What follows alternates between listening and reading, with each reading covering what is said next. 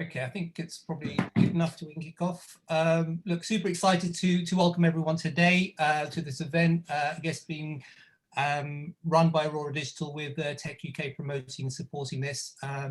And hopefully we've been able to secure an incredible lineup of speakers for you on a very topical subject, the evolution of L&D, a space which is very topical right now and is certainly seeing a lot of increase in funding and investment from what we're seeing from our side anyway. As a background, Aurora Digital, what we do is we help to showcase great tech, and we work closely as a result of that with partners like Tech UK, and that's why we kind of run these sorts of events. Today's event, what we've got here is we've got views from leading banks. So we've got ING and we've got Standard Chartered. We've got specialized consultants here. So we've got Morehouse and we've got Asset Class. And then we've got a couple of cracking L&D companies that are doing really exciting things in this space. So we've got Imarticus and Fuse talking from their perspective about what they're doing in this space. So look, really hope you enjoy the event and really would like to hear your feedback afterwards as well. In the interim, what I will do is I'll hand you over to our moderator, Paris. Thank you, Sandeep, and thank you, Aurora Digital, for organizing today. Excited to be here and moderating this session. Firstly, warm welcome to everyone attending. Just as introductions, we've got today with us, we've got Rajesh from ING, we've got Suman from Standard Chartered Bank, we've got Mike from Asset Class, we've got Nikhil from Imarticus, we've got Lisa from Morehouse, and we've got Steve from Fuse Universal. So COVID-19, and a lot has changed across the domain, or across the world rather, since this happened about just over a year ago. We're going to have a couple of discussions around how this has impacted the financial services space. Hopefully many of you that are attending today will be able to take away things that you can use in your day-to-day work. The panelists will be more than happy to answer questions. So if you have something in mind, do throw that into the chat and I'll try and take questions as we go on. So without further ado, starting with the first topic, lessons learned from the pandemic. And this has been a time of revolution and evolution. Let's go to Nikhil first. Nikhil, tell us a bit about Imarticus, yourself, and what your thoughts have been about the evolutions that's happened. Sure. Thank you, Paras. Nice to meet you all. My name is Nikhil. I am the founder and CEO of Imarticus Learning.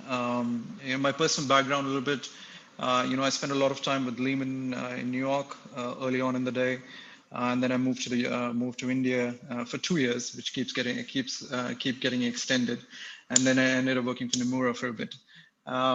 We started Imarticus Learning back in 2013. And when we started, we started with the idea of creating a company that does domain-based education in a fair amount of depth.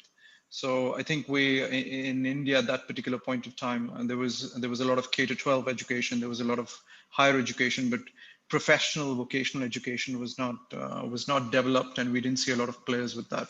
So Imarticus was started with that intent. Today, in interest of time, I'll save you the pain and glory story, but Imarticus Learning is, in the last 7 years, has trained over about 50,000 learners in offline and online formats. We've worked extensively with large corporates in India, Middle East, and Southeast Asia. We have over 200 active clients in banking, IT, and analytics. Today, we help them with the recruitment and talent challenges that range from finding the right talent to helping them upskill their junior and senior personnel, and frankly, making them more relevant and productive. Our offerings range from offline and online training, creating subscription-based or even custom content. And also we sort of help with sort of human talent solutions where we are able to source, train, and people in scale. So that's a little bit about Imarticus Learning. Paras mentioned a little bit about COVID, etc. So I think calling last year interesting would be an understatement of the year. I think the very basics and foundations of business have sort of changed. I think today businesses are reeling from different types of shocks. We haven't seen turmoil like this and things that we've taken for granted are under fire from all directions. I think more than, I think the L&D disruption, the word comes to mind, and specifically around L&D too.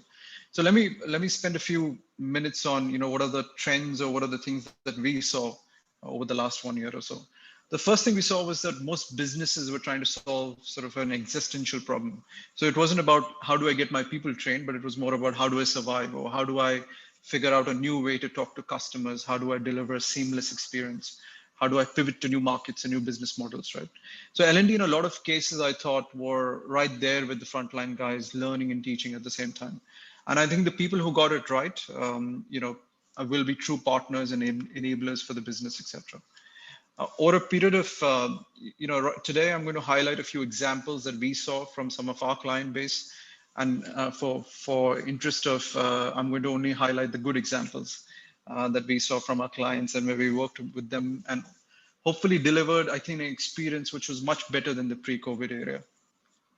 So I mentioned to you, we have large clients. We work with Citibank, Barclays, and UBS, where we help sort of train they hire lots and lots of people, technology and finance graduates. We help train those people. And I think training those people in an offline format was complete, almost like a flagship program. I think, Mike, you've done this. You've seen this with Deutsche Bank earlier in your previous, I hear. So I think the idea, we used to do this in an offline format, and now we had to do it virtually. So I think designing this entire piece for these clients, etc., where not only the offline touch points were kept in place, but we created new touch points like, AI-based assessments, where we were able to create virtual sprints for projects, simulations, etc. And I think all of that, coupled with sort of a virtual coding platform, is what we delivered to the. So this is an example of a good where we took something which worked well in offline, but we made it better, frankly. The second piece, I thought that a lot of the L&D challenges or L&D people struggled with is this idea of engagement and social learning. So we obviously, I don't know about you guys, but I'm sick of working from home. So I now come to office and I'm the only one in the office. So I think moving away from the office has been a significant challenge. I think, it was difficult to get people in a room before to train. Now it's even more difficult with their personal and work issues, etc. So I think the questions L&D managers asked us is about, how do I engage a disconnected sort of workforce? Can I use learning to do that? So I think there are, again, examples. One example that comes to mind particularly is with Infosys, which is the large IT company in India. We sort of created a curated BFSI training calendar for them. But more importantly, we were able to add sort of engagement touch points complete with leaderboards and competitions and all sorts of brandings, which helped us to get those completion rates to 90%. Last but not the least, I think people realized, and I think L&D managers realized, that online training was just not offline training done online, right? I think we did that in the first 7-10 days, where everything went to go Zoom and GoTo, and frankly, some of them stayed there, but some of them actually started thinking about, well, how do I use this method, use this medium better? So how do I use e-learning better? And I think, again, I have multiple examples around with PNP Paribas or Future Generale, where they were able to actually create content in a seamless way, which actually made the overall experience better. Paras, let me pause. I'll hand it over back to you. Hopefully that got us started.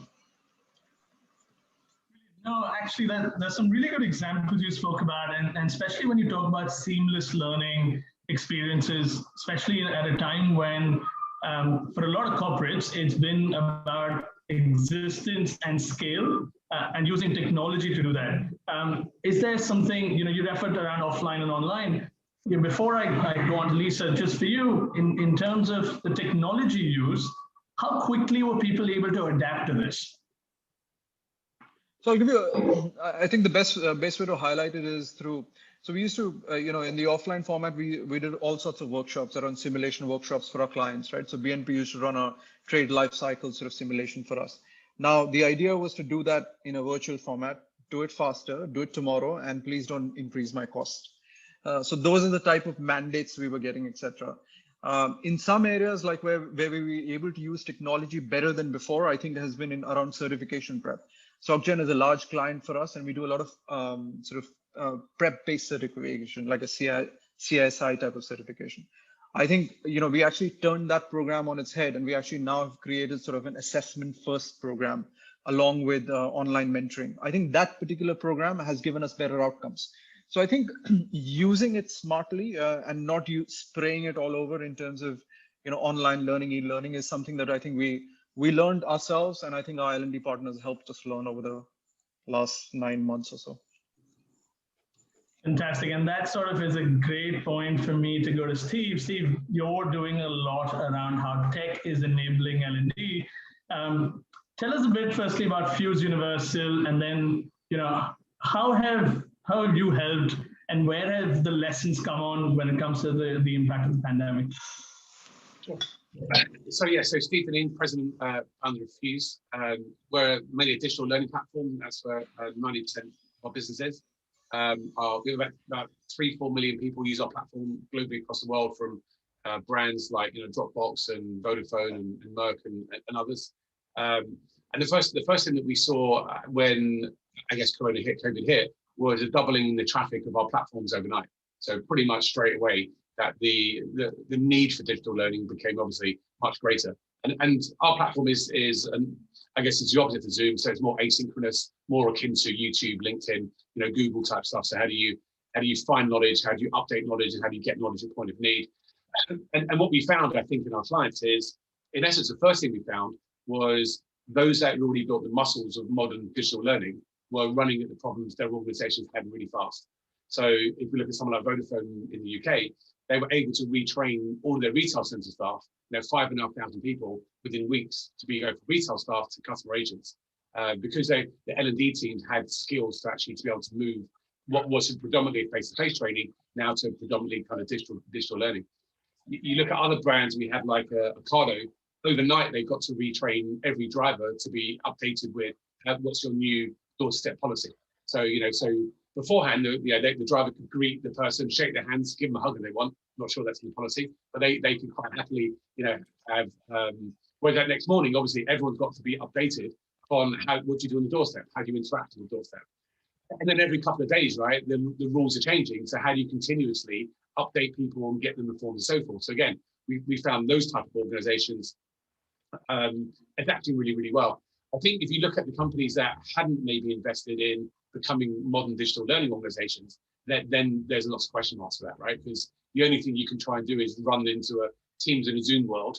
And that's tough, right? That's tough to be sitting on 4 or 5 day Zoom calls, being trained is not really an effective way to go do that. So I think what we in essence saw was, without being harsh, right? You probably saw a lot more furloughed staff in traditional L&D organizations, whereas you saw the ones that already had maybe really understood the use of digital and have maybe moved to modern platforms and modern ways of creating content. They were working around the clock, absolutely insanely working around the clock while they're creating great value for their organizations, allowing them to be agile and to have to constantly change. Because I think the overarching thing that obviously COVID has done to our industry is accelerated it 5 years in 5 months. So, what's happened is 2 double impacts. You've got digital disruption in general now accelerating. So you look at a client of ours like Avon, overnight, right? It's got 5 million beauty entrepreneurs around the world selling Avon's beauty products face to face, and now they've got to sell that through digital mechanisms. They've got to learn how to sell on Facebook Live, on Instagram, on WhatsApp broadcast messages. So overnight, literally there are millions of people having their businesses. I mean, Avon's business has always wanted to go digital, but they didn't expect to do it at that speed.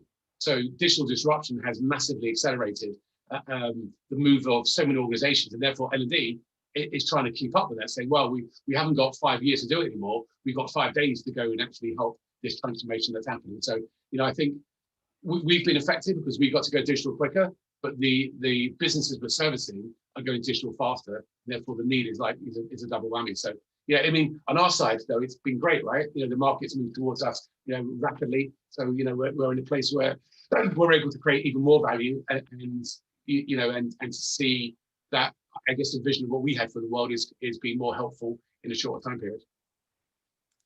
Well, that's great, Stephen. And honestly, there was one thing you said about the delivery, the way people would deliver and should deliver. Today, all of us would die for a hug, someone known ideally.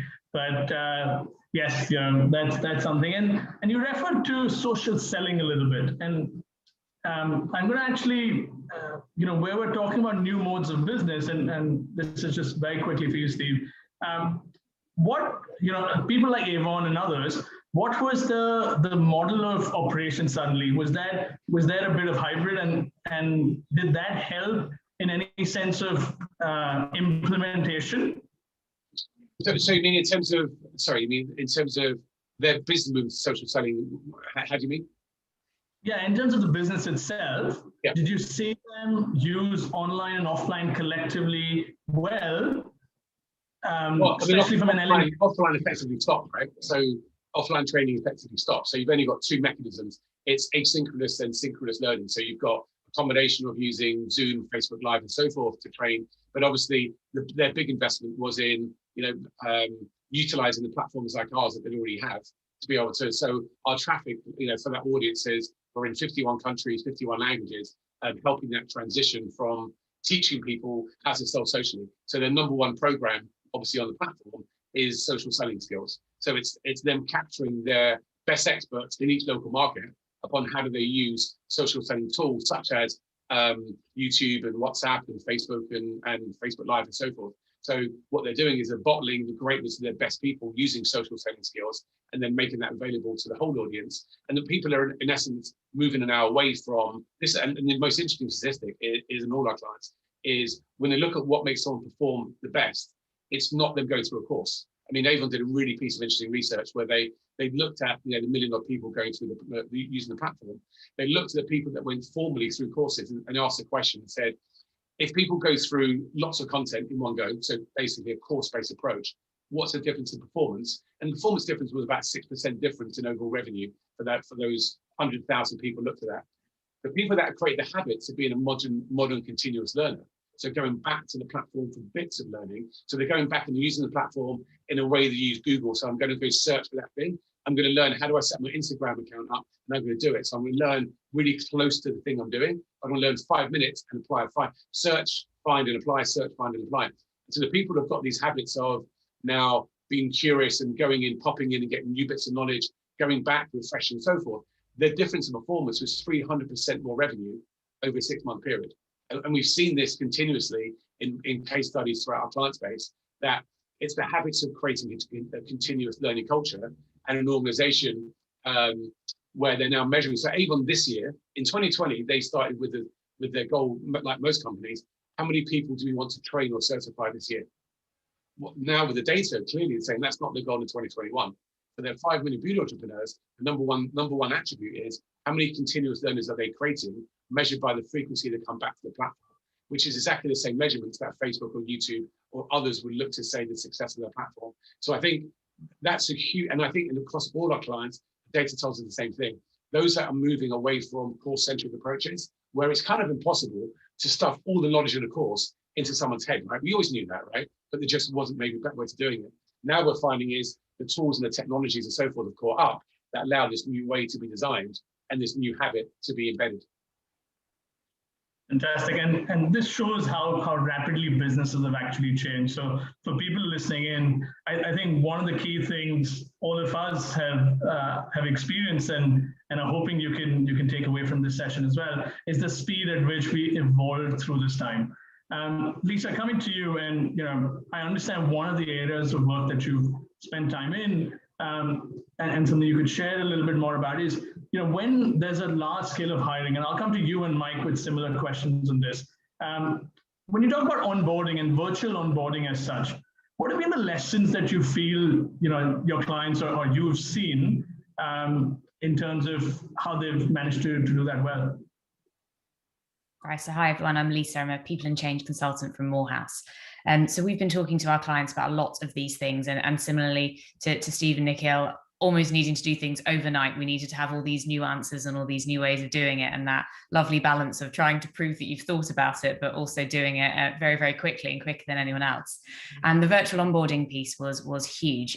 We actually went through it as a company ourselves. We're in a period of growth at the moment, so we had used some of that experience, good and bad, to talk to various different clients about. And one of the things we did from the very beginning, and sounds really, really simple, but we started looking through what can we replicate? So what things about doing this in person can you just do in an online setting?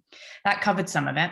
Then you start looking at actually what can't you replicate and why. So what do you need to do differently? And again, to some of the points that have been made here today, that's on the one side, that's what can you not do as well? Let's be honest, what is just not as good doing it online and over a screen? So what do you need to change? But also what are the opportunities of doing this? So to kind of bring that to life a little bit, I guess some of the key things that we found were some of the really obvious things around making time for people, sharing all of the information. That's all something you can do online. You might need to tweak it slightly, but all of those principles are still there. The hardest thing we found is that informal getting to know people, the water cooler chats, the making a cup of tea, I'll just pop over and speak to that person in that team. That was a lot harder. So we had to start thinking about things like we had kind of an open tea break room where it was just it was an open Teams channel. And if people wanted to drop in and have a chat, they could. It didn't work as well, I'll be completely honest, but it was a way to try and get some of that informality.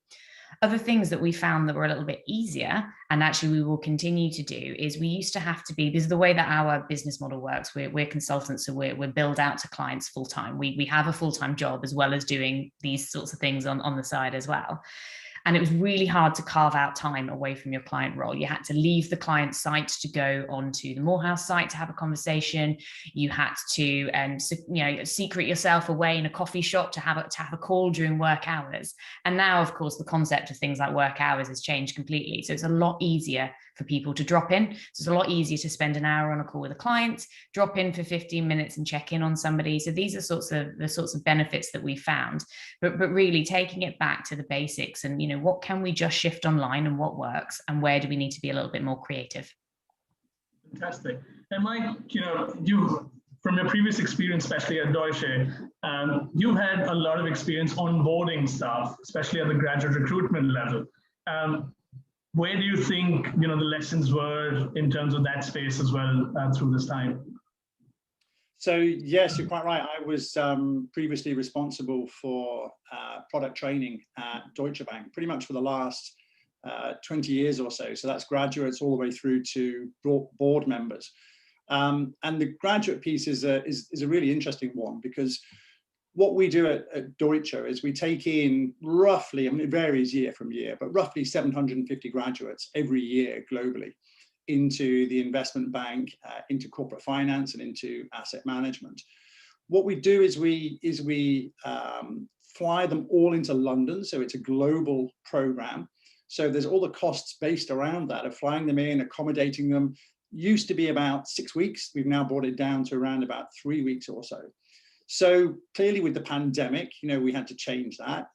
Prior to the pandemic, even 2-3 years ago, we were always using a lot of e-learning, fairly obviously, even though we had this global program.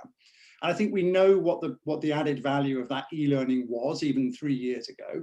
So for example, we could do a lot of pre-course e-learning on basic core topics so that everybody's up to speed prior to their main learning. We can test their knowledge through quizzes, multi-choice, all that sort of stuff, even prior to them arriving on the main program. So that's great. We can also do a lot of post-course follow-ups, sort of 6 months down the line, 12 months down the line.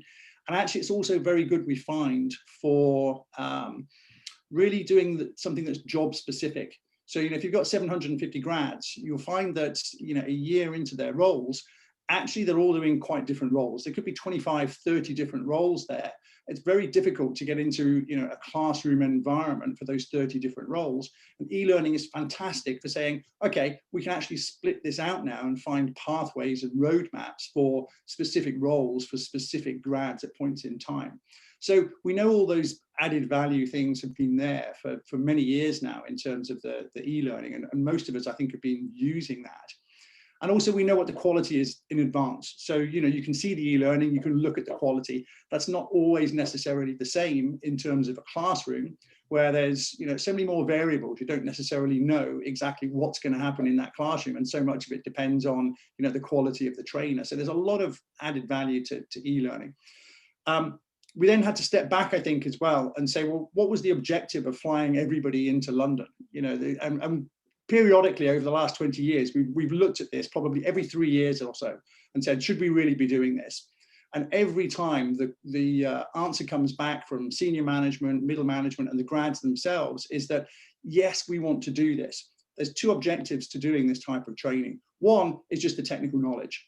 And frankly, you can get that technical knowledge, anywhere. You can do it in Mumbai, Singapore, Tokyo, New York, whatever, that's fine. But the other objective really is we're trying to build a cohort of grads with a very specific culture that, 3 years into their careers, 5 years, 10 years, they can pick up the phone to somebody in Sydney and go, hi, do you remember me? I haven't spoken to you for a couple of years, but we're on the grad program. That is what we're trying to build, that type of culture. And the difficulty, I think, really that we've not necessarily solved by any means is how do you actually get that into a virtual environment? Now, we know we can do virtual quizzes, virtual lunches, virtual breakfasts. There's a lot of simulation work around trading games, gamification, putting groups into teams and getting those teams to work together and frequently changing the teams. But frankly, it's not the same as having people in the same place for 3 or 4 weeks. You do an hour and a half of learning in a classroom, and then you go and have coffee and you all chat, and at the end of 4 weeks, pretty much you say to those grads, how many people do you know out of 750? It's like, well, I know 400 of them really well. And the rest of them I know by sight and I know their name and I'd be comfortable talking to them.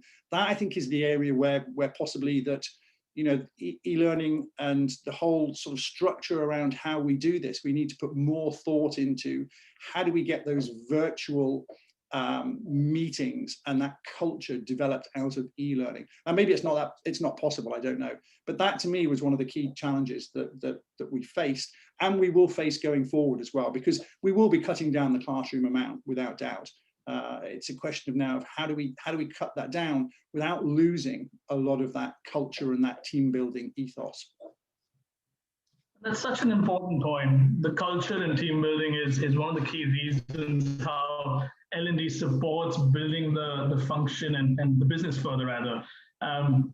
So before we go any further, I want to get a gauge from the audience as well. We're going to throw out a poll quickly just to see what are the biggest learnings that you've seen in L&D in your company through COVID-19. Was it agility? Was it around upskilling and reskilling? Or was it digitalization of L&D? So the poll's open now. If you can put in your vote, we'll quickly see where the audience sentiment is. We'll keep this poll running for about 20 seconds more. I see that hosts and panelists can't vote. That's not fair. Trying to gauge what the audience thinks here, because we will have an opinion. We don't want any skewed distributions here. Okay, another 5 seconds.